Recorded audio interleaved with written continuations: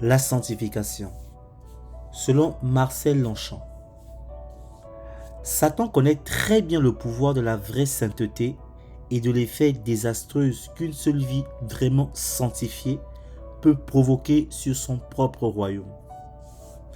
C'est donc dans son intérêt de développer de la confusion et des controverses sur ce sujet. Nous savons que la foi en Christ est la racine de toute sanctification.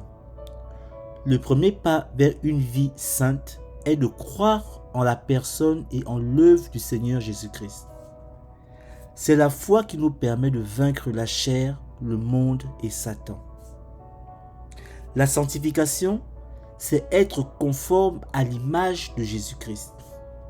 La Bible déclare dans Romains 8 à partir du verset 29, « Car ceux qu'il a connus d'avance, il les a aussi prédestinés à être conformes à l'image de son Fils, afin que celui-ci soit le premier-né de plusieurs frères. » Cette sanctification est quelque chose d'observable par les autres, dans les détails de nos caractères, de nos habitudes et notre comportement au quotidien.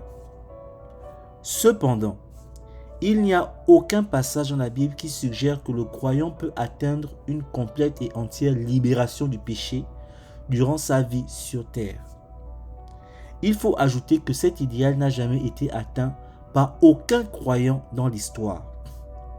La Bible nous enseigne plutôt que plus le croyant grandit dans la connaissance et dans la grâce, plus il se revêt d'humilité. Les grands hommes de l'histoire biblique tels que David, Paul, Jean étaient conscients de leur faiblesse et de la présence du péché dans leur cœur et dans leur vie. La sanctification, c'est l'œuvre de base du Saint-Esprit dans les croyants, par lequel il les rend saints, c'est-à-dire mis à part pour Dieu progressivement. Cette œuvre n'est jamais complète définitivement durant cette vie terrestre, mais elle sera complète au ciel. La sanctification, d'autre part, fait appel aux œuvres de l'individu, mais là encore, c'est Dieu qui est à l'œuvre dans le croyant pour produire un caractère, un mode de vie plus vertueux dans l'individu qui a déjà été justifié. La sanctification n'est pas instantanée car elle n'est pas l'œuvre de Dieu seul. L'individu justifié est activement engagé à se soumettre à la volonté de Dieu, à résister au péché et à rechercher la sainteté et à s'efforcer d'être plus vertueux. La Bible déclare dans Galates 5 à partir des versets 16 à 25, « Je dis donc, marchez selon l'esprit et vous n'accomplirez pas les désirs de la chair. Car la chair a des désirs contraires à ceux de l'esprit et l'esprit en a de contraires à ceux de la chair. Ils sont opposés entre eux afin que vous ne fassiez point ce que vous voudriez. Si vous êtes conduits par l'esprit, vous n'êtes point sous la loi.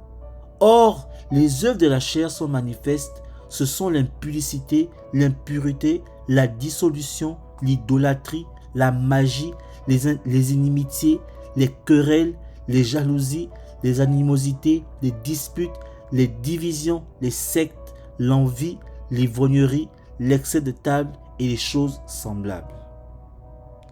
Je vous dis d'avance, comme je l'ai déjà dit, que ceux qui commettent de telles choses n'hériteront point le royaume de Dieu. Mais le fruit de l'esprit, c'est l'amour, la joie, la paix, la patience, la bonté, la bénignité, la fidélité, la douceur, la tempérance. La loi n'est pas contre ces choses. Ceux qui sont à Jésus-Christ ont crucifié la chair avec ses passions et ses désirs. Si nous vivons par l'esprit, marchons aussi par l'esprit. Soyez bénis.